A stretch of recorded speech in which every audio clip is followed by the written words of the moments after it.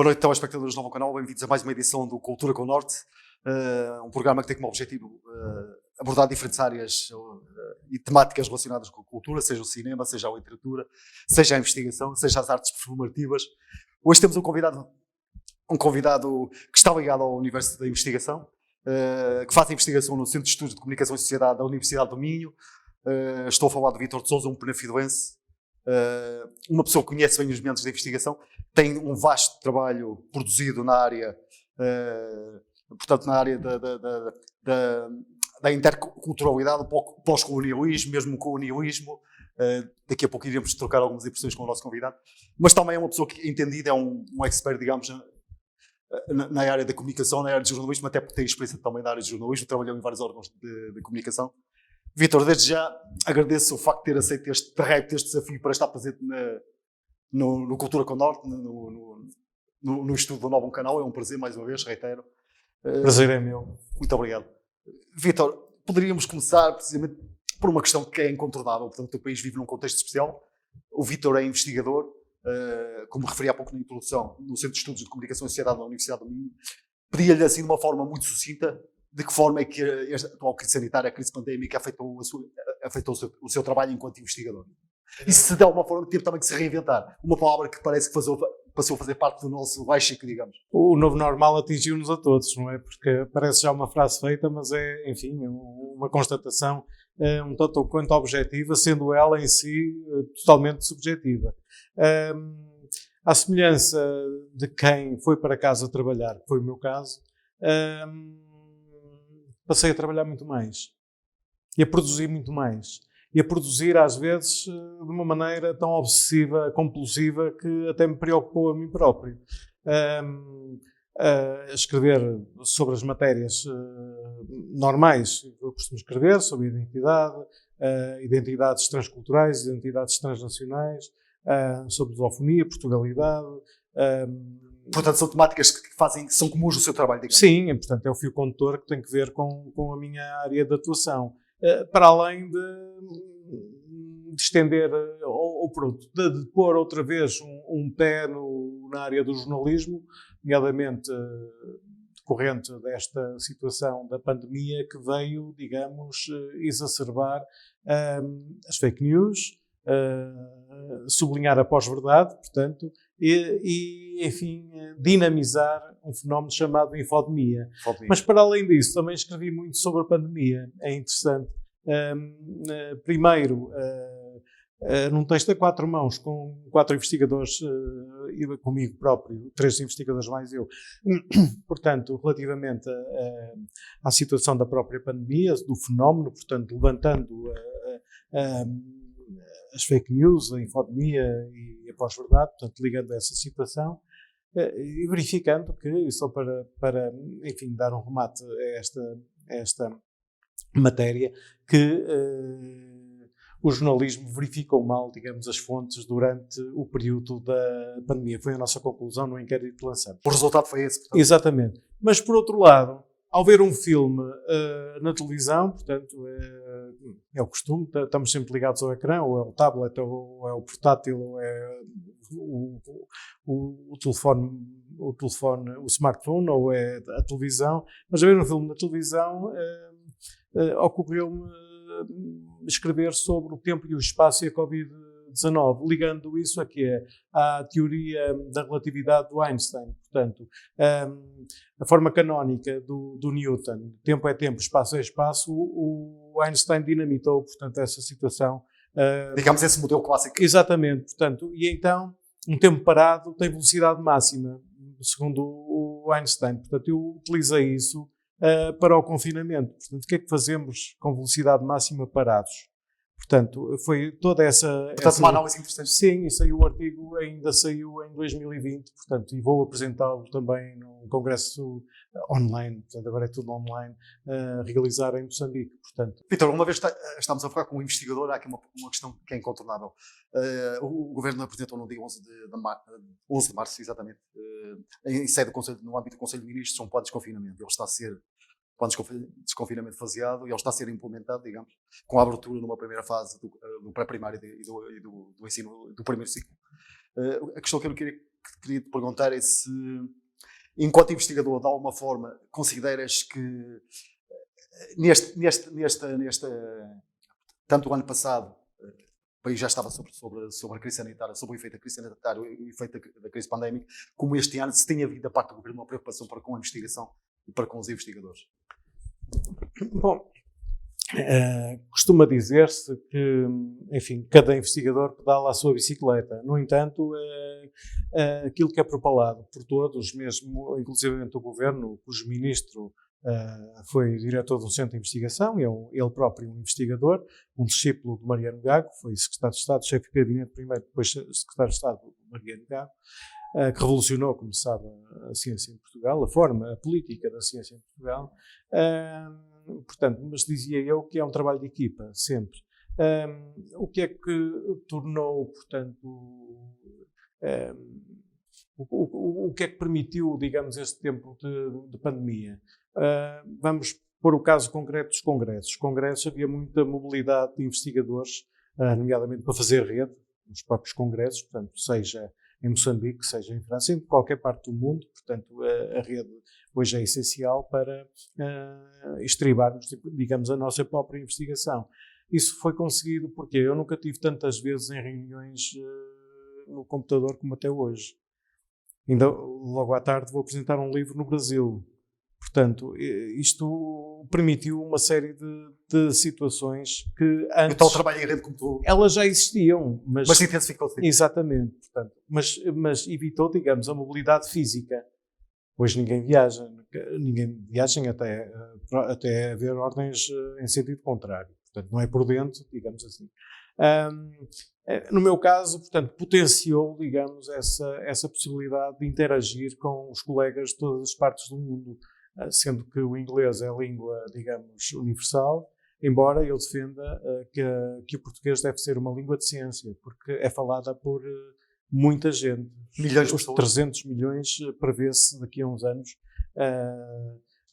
Basta pensar nos países africanos de língua oficial portuguesa e também basta pensar no Brasil, portanto, que é avassalador em termos daquilo que se fala. Mas, estamos a falar de um mercado com uma dimensão. Sim, às vezes chegamos ao ridículo de ter uma reunião científica onde está uma pessoa do estrangeiro e a língua oficial ser o inglês, portanto. Na tua ótica não faz completamente... Eu já estive num congresso em que todos éramos, em Londres, em que todos éramos portugueses, porque a temática tinha a ver com isso. Havia uma inglesa que falava perfeitamente o português e então a língua oficial era o inglês.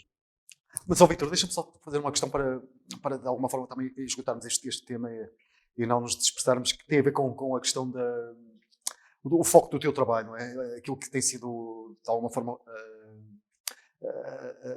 o cerne da tua investigação e dos muitos trabalhos que tens uma vasta produção em termos de conteúdos, de presença em conferências, de produção científica. Há aqui temas que se tocam, portanto, e que são comuns nos teus artigos, nas tuas obras, nomeadamente a questão da Portugalidade, a questão da lusofonia, da interculturalidade, também o colonialismo. Porquê trabalhar estes conceitos?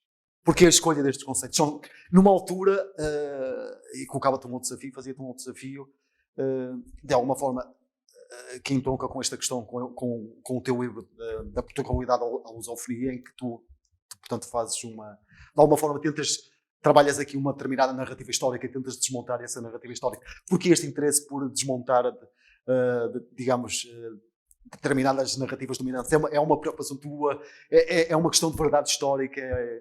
O que é que tu vai a focalizar e a centrar o teu trabalho nestes temas e nestas questões?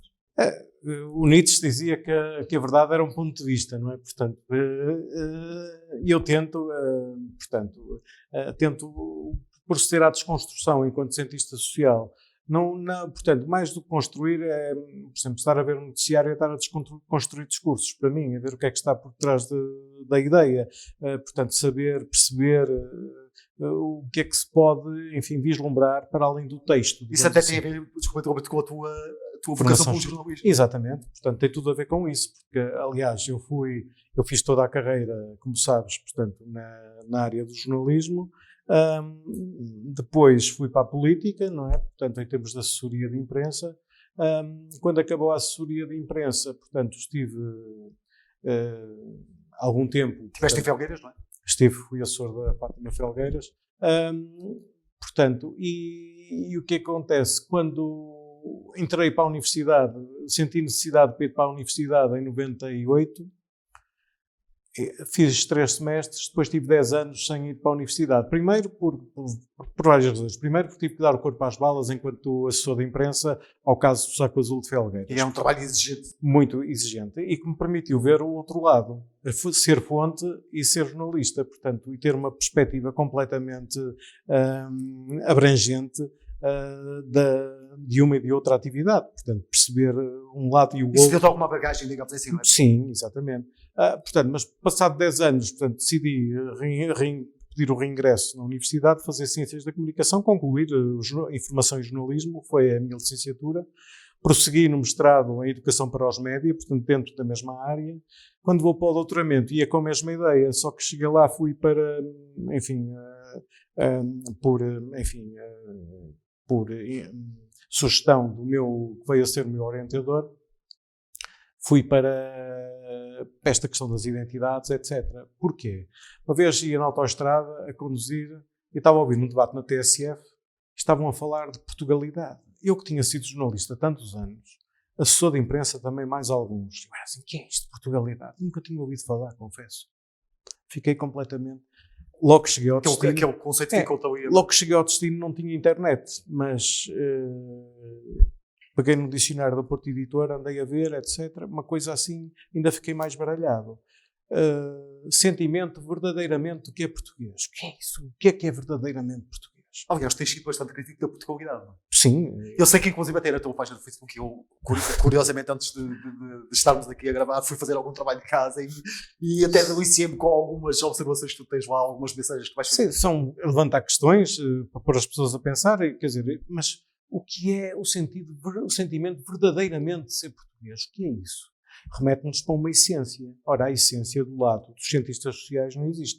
A nossa tentação, a nossa função é desessencializar, ao contrário dos filósofos, que têm a essência por paradigma. O que é que acontece? Questão da Portugalidade. Ainda durante o mestrado fiz uma incursão num congresso internacional em Aveiro, exatamente onde levei esta questão, e a partir daí fui sempre a somar. E tive, digamos, a felicidade de, através da investigação, ver que a Portugalidade foi cunhada nos anos 50, 60 do século XX, em pleno Estado Novo. Ao contrário do que alguns investigadores dizem, não é? Que existe desde sempre. Século XIX. Não existe nada desde sempre. Portanto, aliam exatamente ao mapa cor-de-rosa, portanto, ao facto de Portugal... Aquela questão do ultimato. Exatamente, o ultimato inglês, não tem nada a ver com isso. E outros, nomeadamente da filosofia, dizem que foi cunhada a Portugalidade por oposição à hispanidade que era hegemónica. Mentira. E dizem que o pai da Portugalidade era o António Sardinha, exatamente por causa disso. Ora, o António Sardinha exilou-se 2 vezes em Espanha e era defensor. Temos que ler tudo quando lemos algum autor, não é só dizer aquilo que aparentemente nos parece. Era defensor do pan-hispanismo entre Portugal e Espanha evoluir para as Américas. Portanto, nós temos a Batalha de Alves Barrota. Ele dizia que os espanhóis têm a Batalha de Touro. Cada um tem a sua, digamos, linha identitária. E isto é muito comum quando se estão a formar as nações. Hoje em dia, apelar a determinados espíritos que estão, enfim, desfasados da própria realidade, como é o caso da própria Portugalidade, afeta-me enquanto investigador. E tu tens tido isto, desculpa então, mas força. As questões vão Força. Eu sei que tu tens sido crítico relativamente mesmo, inclusive, a alguns usos deste conceito de Portugalidade, por exemplo, o chefe de Estado, eu estou a falar do Presidente da República. Exatamente, mas não é só, portanto, eu a semana passada acabei um artigo que submeti a uma revista brasileira, onde analiso exatamente as marcas do lusotropicalismo nas intervenções do atual Presidente da República, no primeiro mandato, entre 2016 e 2021. Logo a abrir, portanto, logo na primeira intervenção que ele faz, começa a falar em Milagres de Ourique, Milagre de Ourique, Quartos de Lamego, isso o Alexandre Herculano, já no século XIX, arrumou com essa história. Foi recuperada já pelo Estado Novo, portanto... com um determinado objetivo, digamos. Sim, dá que pensar, portanto. E numa fase inicial, embora o Estado Novo rejeitasse o lusotropicalismo, veio a adotá-lo como discurso oficial a partir dos anos 50. A adotar, digamos, uma apropriação da quase teoria do Gilberto Freire, sociólogo brasileiro, no o lusotropicalismo, que apela a alguma tradição, ao excepcionalismo de portugueses. Nós temos uma colonização doce, como se isso fosse possível. Como é que pode haver colonização doce? Quando um povo é colonizado... És crítico, Vítor, do processo de colonização? Da maneira como ele foi implementado? Todo digamos. o processo de colonização deve ser criticado, porque a partir do momento em que um povo coloniza o outro, é uma subjugação. Como é que pode haver doçura numa violência? Imagina que vem para cá um povo qualquer subjugar-nos e nós temos que obedecer, é mesmo assim, nas relações de poder, a esse povo. Nunca iríamos. Por isso se percebem estas clivagens. Portugal nunca pagou essa dívida?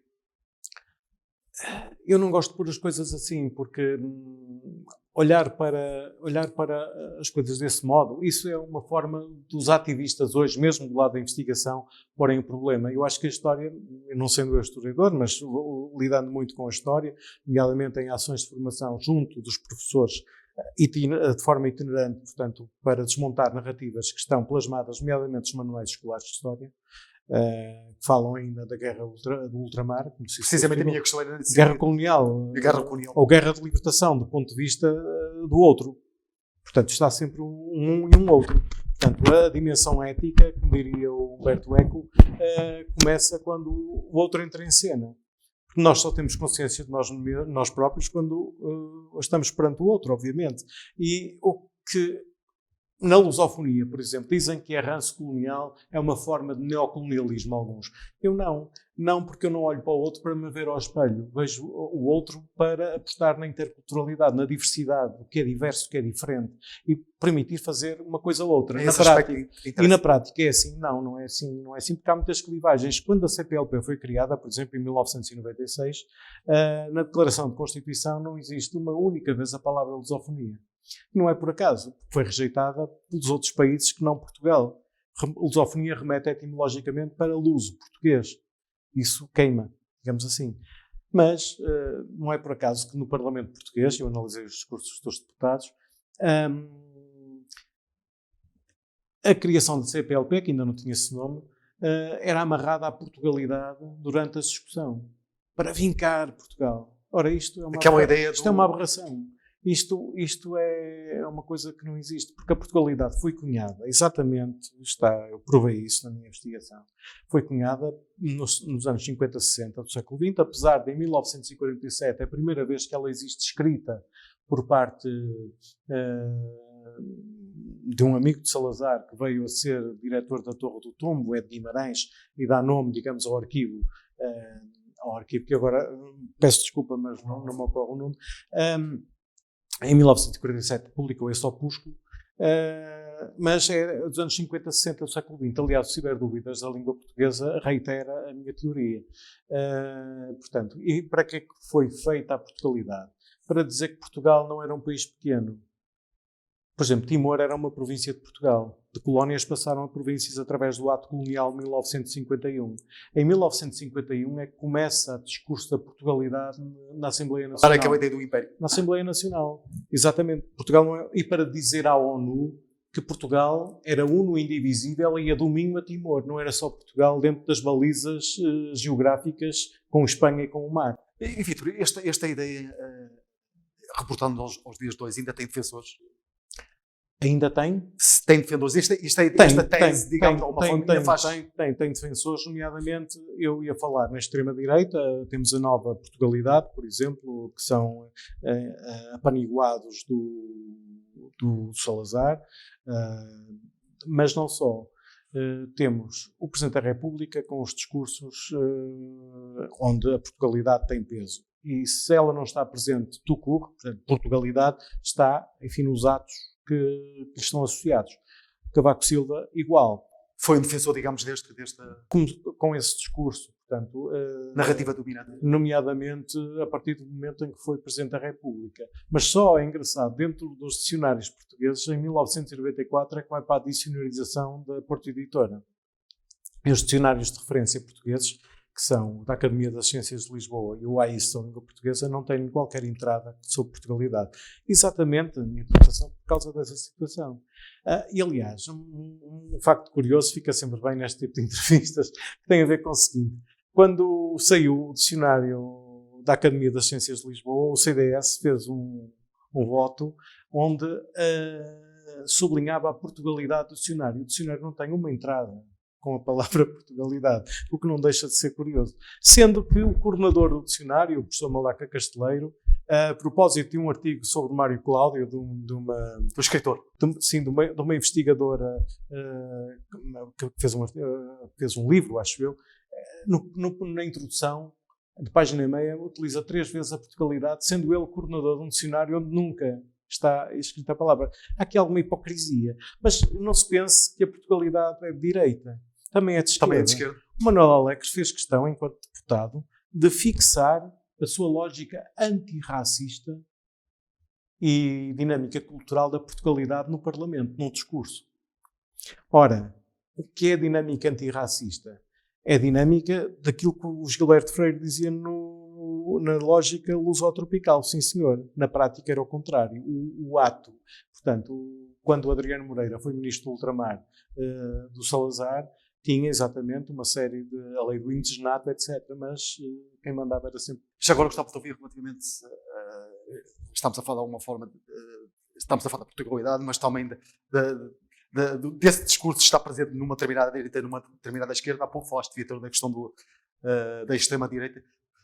Há um partido que surge recentemente, não estou atual da extrema-direita, mas que tem tido alguma expansão, até alguma visibilidade na sociedade portuguesa. Como é que olhas para o surgimento? Estou a falar, obviamente, no Chega, e as coisas são para ser ditas. Como é que olhas para a expansão do Chega no aspecto político ou partidário? É assim, eu não gosto de olhar para escolher culpados, mas vamos utilizar essa palavra. Os culpados são os políticos. Porquê? Por causa do abastardamento da própria política que está a acontecer. Eu conheci a política por dentro, portanto, trabalhei durante alguns anos nessa área, e sei como se fazem essas construções. Mas os políticos muitas vezes põem-se a jeito relativamente a esse tipo de matérias. E não estou a falar da esquerda nem da direita, estou a falar, aliás, quem tem governado Portugal desde 25 de Abril é o PS e o PSD, portanto...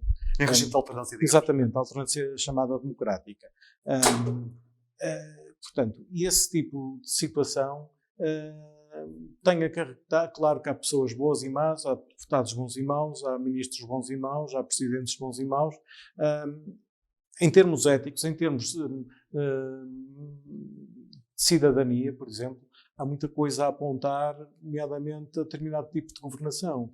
É felizmente que já vemos algumas atuações judiciais relativamente a alguns. Tem sido uma verdadeira vergonha para a cidadania portuguesa. E o que é que faz o cidadão comum se pensar 2 vezes? Eu não vou gastar sola para ir votar, para depois não me rever neste tipo de situação. Ou faz um voto de protesto, e o voto de protesto pode ter várias facetas, ou, portanto, que o pode levar para a extrema-direita. O que aconteceu no Alentejo, portanto, aquele fenómeno em Monforte, acho eu, Exatamente. em que o Chega num território... Terá sido uma situação inédita, não é? É um voto de protesto, quer dizer, que vale o que vale, que se calhar nem foi pensado. Se calhar nem foi pensado. E vejamos a origem do próprio líder do Chega, que vem, não obstante os seus estudos académicos, e até os renegou, portanto, publicamente, nomeadamente uma tese de doutoramento.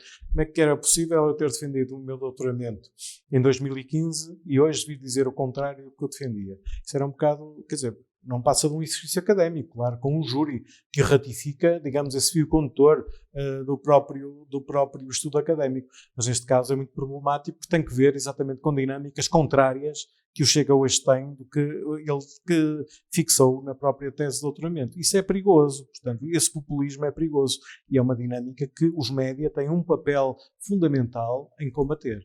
De alguma forma em desmontar, digamos. Em desmontar, exatamente. E não dar voz, digamos, a quem amplie esse tipo de dinâmicas, mas quem, digamos, as explique, nomeadamente aos mais pequenos, através, lá está, uma coisa que me é cara, a educação para os médicos. Muito bem.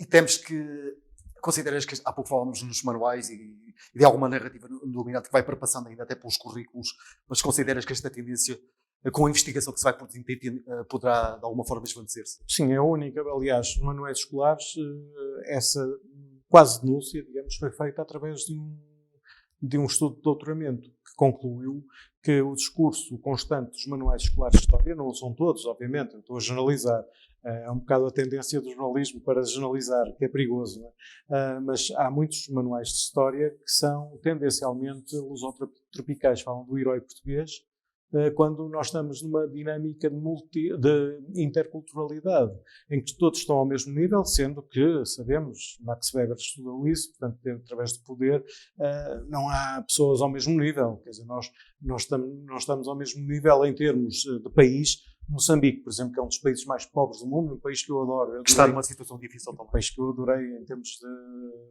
de perceber muitas dinâmicas, mesmo da investigação, mesmo do pós-colonialismo, depois de lá ir a 2 congressos e de interagir eu próprio, ter feito um trabalho sobre a estatuária colonial em Moçambique. Eles puseram o Salazar virado para a parede na biblioteca de castigo. Já que estamos a falar, Vítor, estamos a entrar na reta final, eu queria queria te fazer ainda algumas perguntas e pedia-te uma resposta curta dentro do possível, para a tua capacidade de síntese.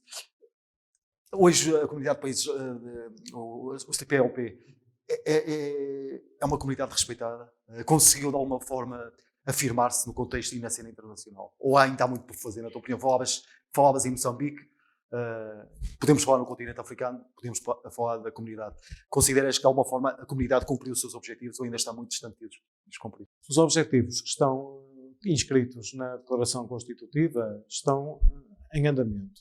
Embora haja já, digamos, um arejamento relativamente àquilo que é feito, a tendência é sempre as adaptações à luz da economia. O valor da língua portuguesa, o peso económico da língua portuguesa, o facto de Portugal ser uma placa giratória para a Europa e para o mundo, sendo que hoje a lógica, a dinâmica é global. Portanto, e não é por acaso, portanto, respondendo diretamente à tua pergunta, que há muitos países que querem aderir como observadores à própria comunidade de países independentes, da CPLP, o que não é coisa pouca.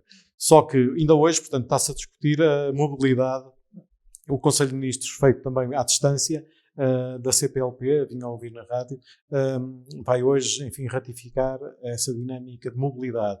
Acho isso extraordinário para os países da própria comunidade de países da CPLP, portanto, poderem, enfim, circular, vai ser mediante cada país é que vai decidir, digamos, essa forma de circular, já determinada em determinadas circunstâncias, passa a redundância, portanto, mas isso é um passo em frente, é um grande passo em frente, sendo que, comparar, como eu dizia, Moçambique, portanto, que é um país extremamente pobre, mas é um país muito rico, é fantástico, portanto, e não é isto, não é um ponto de vista paternalista, não. Eu aprendi muito, nomeadamente nas dinâmicas pós-culturais, através das atuações moçambicanas. Claro que tem alguns tiques, nomeadamente com o endeusamento do presidente. Chegamos a um sítio e o presidente tem um palanque que veio com ele não fala no palanque do convidado. Portanto, estes tiques, portanto, enfim, não têm pés nem cabeça, não é? Essa vassalagem, enfim, aprenderam com os melhores, como eu costumo dizer. Isto é que tem que ser desratizado, não só da sociedade moçambicana, da nossa também. Vitor, deixa-me só fazer uma pergunta, mais 2 ou 3 perguntas. Uma delas perpassou em alguns mídias nacionais a ideia de que isto a propósito de algumas situações de tumultos na capital relacionados com, falou-se na altura, situações de racismo. Tu olhas para Portugal, eu vejo Portugal como um país racista? Sim, aliás, a recomendação da Comissão Europeia, que tinha li ontem no Público, vai nesse sentido. É que há racismo estrutural em Portugal, portanto, que é preciso combater. A naturalização do racismo é que é problemática. Portanto, há determinadas expressões, eu não sou pelo politicamente correto, nem sou polícia da linguagem. Há determinadas dinâmicas culturais, mas também condeno as touradas, não sou a favor das touradas, e as pessoas devem evoluir, obviamente. Nem sou a favor daquilo que fazem os nigerianos às meninas, quando são pequenas. Portanto, há coisas que devem ser completamente, e não é banidas, digamos. E não é a lógica cultural que está aqui subjacente. O que é a cultura? O Omibaba, quando veio cá a Portugal, portanto, ainda no governo de Passos Coelho, no CCB, disse que pegou num quadro do Peter Bruegel, portanto, o velho do Renascimento, e a paisagem com queda de Ícaro. O Ícaro voou tão alto, mas tinha as asas presas com uma cola que junto ao sol se derreteu e ele caiu. Então, estamos a ver, do ponto de vista do Dédalo, a paisagem com a queda de Ícaro. Onde é que está o Ícaro? Estão lá umas pernas assim, ele está a morrer, portanto. Então o pai está a ver a morte do filho. O que é cultura, segundo o Omibaba? É o lugar da testemunha. E isto é que é importante, este tipo de dinâmica é ter consciência crítica, atuação, não só de testemunha, mas atuar em conformidade. E a atuação a nível cultural deve ser um investimento. E cada vez vemos, nomeadamente em tempos de pandemia, é que os parentes pobres, aquilo que, enfim, não é uma necessidade essencial como comer, beber ou respirar, a cultura fica como parente pobre. E isso empobrece a cidadania, logo empobrece o país. Vitor, uma última questão. Eu sei que há pouco na minha introdução já disse, tu és uma pessoa que teve muito tempo ligada ao jornalismo, tiveste ligado a vários órgãos de comunicação social da região e não só, mesmo a nível nacional. Hoje o jornalismo está confrontado com novos desafios. Eu sei que tu tens produzido alguns textos sobre isso. Hoje, ao nível do processo de produção das próprias notícias, hoje é tudo feito a uma velocidade estonteante. Hoje há a questão das fake news. Gostaria que me falasses um bocadinho da tua experiência e da análise que tens feito relativamente à produção de notícias, aos mídias, de uma forma geral. Há aqui várias questões. A primeira delas tem a ver com a precarização dos próprios jornalistas, tem a ver com o downsizing das redações, dos órgãos tradicionais. Os mais velhos têm que sair, portanto não há espírito de corpo nas redações, espírito crítico. E há o outsourcing, por exemplo, o desporto. Não há desporto, compra-se fora, mas não há que pagar encargos aos jornalistas. Portanto, isto acontece na economia, por exemplo, acontece noutras áreas, noutras secções do próprio jornalismo. A emergência das redes sociais fez também crescer um movimento que tem a ver com os social media, mas também, digamos, o jornalismo de cidadão. O que é o jornalismo de cidadão? Que é um conceito muito em voga, não é? É um conceito em voga, mas é contraditório com aquilo que tipificamos ser o jornalismo. Não tem mediação. Um jornalismo sem mediação, sem um jornalista, é jornalismo. Pode ser outra coisa. Mas, atenção, que há órgãos de comunicação que apostam nisso, como a BBC, por exemplo, que, enfim, faz questão de dar formação a quem quer ser um jornalista do cidadão, antes de ele faça esse jornalismo de cidadão. Porque é muito fácil nós vermos, lembro-me daquele filme, O Monstro na Primeira Página, vemos alguém a afogar-se, tirar fotografias, mandar para um órgão de comunicação. Isto é jornalismo? Não é o jornalismo. Portanto, é isso que temos que ter em atenção. E as fake news... essa análise tem que ser feita. Exatamente, mas há outras, portanto, tem a ver com o modelo de negócio que ainda não está estabilizado em termos dos média digitais, tem a ver com, embora hoje, enfim, o grosso... E o digital passou a ser um desafio também, não é? O digital é hoje, portanto, é hoje. Portanto, eu não leio, é muito difícil, só compro o Expresso, e mesmo assim, às vezes, portanto, pego no código, vou para o digital, leio tudo digital, e corto, e recorto, e arquivo, portanto. É assim, tem uma vantagem. Tem a ver, em termos ambientais, cortar menos árvores, não é? Portanto, agora... Aquela ideia tangível, nós mexermos, e, portanto, é importante, claro que é. Portanto, eu ainda sou um analógico, portanto, embora tivesse crescido sempre com... Ainda tens a paixão pelo papel, digamos. Com as informáticas, desde o Spectrum, portanto, que é do meu tempo quando era adolescente, cresci sempre com essas dinâmicas informáticas. A minha lógica ainda é ler livros, mas também é ler livros em PDF, por exemplo. Quer dizer, aqui... Como é que olhas, Vitor, tendo em conta esta análise que fizeste, assim, ainda que... uma análise breve, porque este é um fenómeno complexo. como é que perspectivas o futuro do jornalismo? O jornalismo terá futuro, necessariamente. Como dizia o Jacques Seguela, o futuro tem futuro. Agora resta saber que futuro é que será.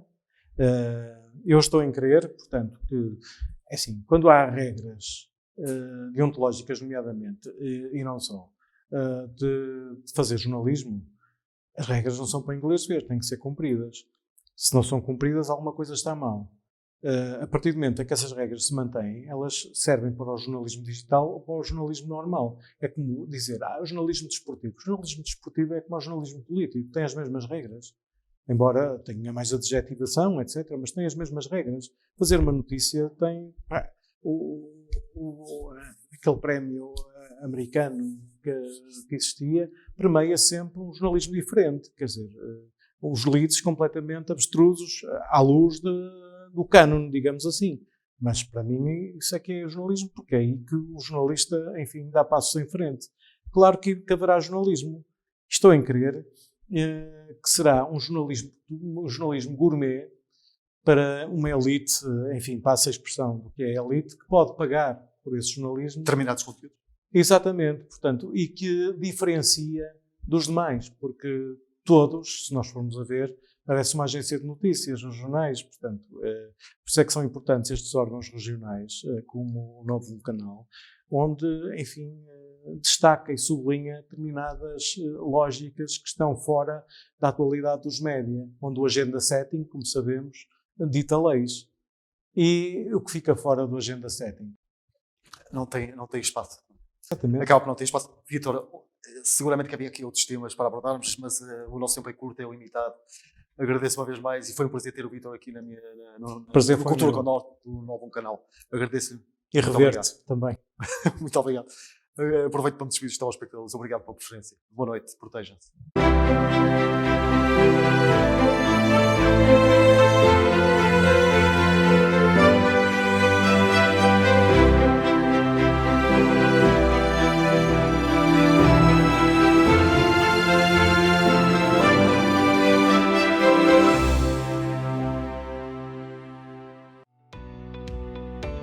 Novo Canal. Sempre Novão, sempre seu.